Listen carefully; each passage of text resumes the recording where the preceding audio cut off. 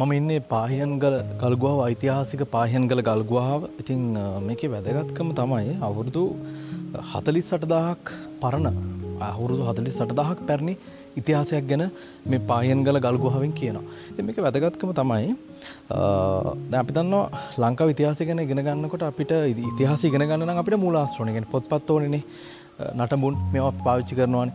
විශේෂයෙන්ම මහා වංශය, දීපවංශය වගේ වංශ කතා වලින් අපි ලොකු ඉතිහාස කතාවක් ගැන කතා කරනවා. නමුත් අපි දන්නා මේ පොත්වල ලියවිච්ච නැති ඊට කලින් කාලය ගැන මොකක්ද අපි කියන්නේ?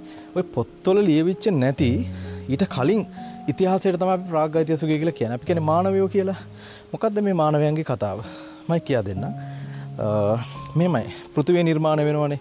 පෘථිවිය නිර්මාණය වුණාට පස්සේ මුලින්ම ජීවය හටගන්නේ ජලයේ. ඔයගොල්ලන් දන්නවා ප්‍රොකායෝට් කියලා බැක්ටීරියාවක් තමයි මුලින්ම අපි කියන්නේ ජීවයේ විදිහට. මේ ප්‍රොකායෝට් බැක්ටීරියාවකින් පස්සේ ලෝකේ විවිධ සත්තු නිර්මාණය වෙනවා. නමුත් මනුෂ්‍යයා නිර්මාණය වුණේ නැහැ. මම මේ කියන කතාව සිද්ධ වෙන්නේ අප්‍රිකාවේ.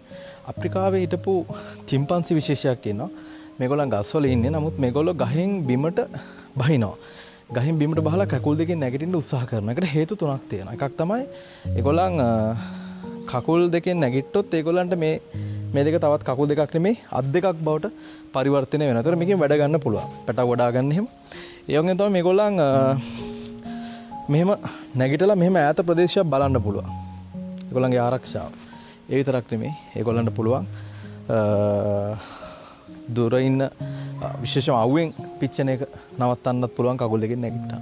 මෙන්න මේ හේතු නිසා ඒගොල්ලන් කකුල් දෙකෙන් නැගිට්ටා කියලා කියනවා. ඉතින් මේ හෝමෝ සේපියන් මානවයා මේ විදිහට අප්‍රිකාවේ නිර්මාණය වෙලා අපි කියනවා ඔස්ට්‍රෝපිතකස්, හෝමෝ හැබිලස්, හෝමෝ ඉරෙක්ටස් කියලා කියන ගින්දර සොයාගත්තා. ඒ වගේම ඒගොල්ලෝ සත්තුන්ගේ හැම් වලින් ඇඳුම් ඇඳා. ඉතින් ඒ අවදිය හෝමෝ සේපියන් යනතාල් හෝමෝ සේපියන් නූතන මානවයා. මේ හෝමෝ සේපියන් අප්‍රිකාවේ නිර්මාණය වෙලා ඒගොල්ලන් ලෝකේ ජනාවාස කරන පිටත් වෙනවා. ඉතින් ලෝකේ ජනාවාස කරන්න පිටත් වුණ හෝමෝ සේපියන්ස් මානවයා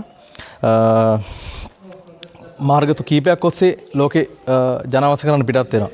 ආසියාවටත් එනවා. දැන්ට දකුණු ආසියාවේ මුලින්ම ආපු රට ලංකාව කියලා දැන්ට පැරණිතම සාක්ෂි තියෙන්නේ අපේ අවුරුදු 1,28,000ක ඉතිහාසයක් තියෙනවා බූන්දල පතිරාජවල ප්‍රදේශයේ. ඒ වගේම පාහියන් ලෙන ගත්තොත් අවුරුදු 48,000කට එහා පැත්තේ මානවයෝ හිටියා කියන්න සාධක අපිට හමු වෙනවා. මේ සාධක කාල නිර්ණය කරලා බලනකොට අවුරුදු 48,000ක් පරණයි. කියන්නේ මීට අවුරුදු 48,000කට කලින් අපේ රටේ මිනිස්සු ජීවත් වෙලා තියෙනවා. මානවයෝ ඉඳලා තියෙනවා. ඉතින් වැදගත්ම දේ තමයි මේ මානවයෝ ලංකාවට ඇවිල්ලා රට අභ්‍යන්තරයට ඇවිල්ලා මේගොල්ලෝ ජීවත් වෙන්න ගත්තා. ඉතින් මේ පාහියන් ලෙන වගේ ස්ථානවල මේගොල්ලන් ජීවත් වුණා. ජීවත් වෙලා මේගොල්ලන් ගැන ඉතිහාසය අපිට හදාරන්න පුළුවන් සාධක තමයි මිනියලු නැත්නම් මිනිස් භස්මාවශේෂ කියනවා, බෙල්ලෝ, ඒ වගේම සත්ව අස්ථි කොටස්, ජාන පරාග මේවෙන් තමයි මේ ප්‍රාග්යිතිහාසය ගැන අපිට තොරතුරු දැනගන්න පුළුවන්. මොකද පොත් ලියවිලා නැහැනේ. ඉතින් මේ පාහියන් ලෙනවට තිබිලා අපිට මිනිස් අස්ථි, ගල් මෙවලන් වගේ දේවල් හම්බ වුණා. ඉතින් මේ වැදගත්ම දේ තමයි මේ අප්‍රිකාවෙන් එන හෝමෝ සේපියන් මානවයා ඒගොල්ලන්ට පුරුදු තැනිතලා බිම්වල ලොකු සත්තු දඩයන් කළා. හැබැයි මේ පාහියන් ලෙන ගත්තොත් මේ තෙත් කලාපීය ප්‍රදේශවල එහෙම ලොකු සත්තු නැහැ.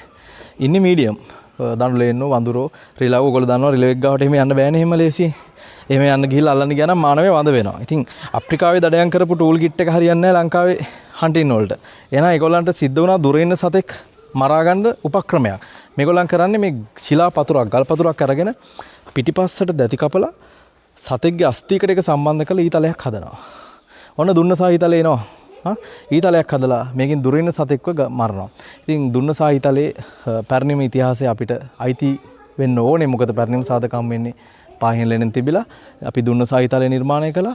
ඒ විතරක් නෙමෙයි 90 දශකයේ ඉපදිච්ච ඕන කෙනෙක් දන්නවා රැම්බෝ ෆිල්ම් එක. මේ රැම්බෝ එකේ තියෙනවා මේ රැම්බෝ නයිෆ් එක. ඒකේ පිටිපස්සටනේ දති කපලා තියෙන්නේ. ඉතින් ඒකේ ඇන්නට පස්සේ අයිනට වඩා ගලවනකොට තමයි ඩැමේජ් එක වැඩි. මොකද අර බඩවැලුත් එක්ක ගැලවිලා එනවා. ඉතින් මේ ඊහිස හදලා අපි අවුරුදු 48,000කට කලින් එහෙම එකක් හැදුවා. ඉතින් ඊතලේ තනුලෙනට විද්දර පස්සේ එයා ඒක ඇනිලා ගහ දිගේ ටික දුරක් දුවනවා.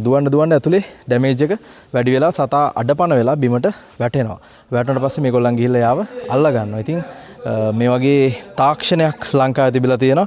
මේ සාධක තුලින් අපිට ගොඩනගන්න පුළුවන් විශේෂයෙන්ම ජයවර්ධනපුර විශ්වවිද්‍යාලයේ ඔෂාන් වෙදගේ කතිකාචාර්යතුමා තමයි කළපු පරීක්ෂණයට අනුව මේ ඊහිස සම්බන්ධව තොරතුරු ඉදිරිපත් කළේ ප්‍රථම වතාවට. ඉතින් අපේ ඉතිහාසයට ගොඩක් වැදගත් දෙයක්. ඉතින් මේ පාහියන් ලේන අපිට වැදගත් අවුරුදු 48000කට කලින් අපේ මුතුන් මිත්ත මේ ගල් ගුහාවේ ජීවත් වුණා. ඉතින් ඒගොල්ලෝ ගින්දර ගැන දැනගෙනමනේ ආවේ අප්‍රිකාවෙන් එනකොට.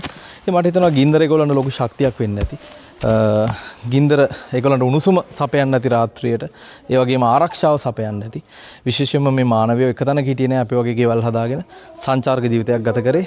විශේෂයෙන්ම වර්ෂා කාලයේදී මේ වගේ ගල් ගුහා තුල ජීවත් වුණා.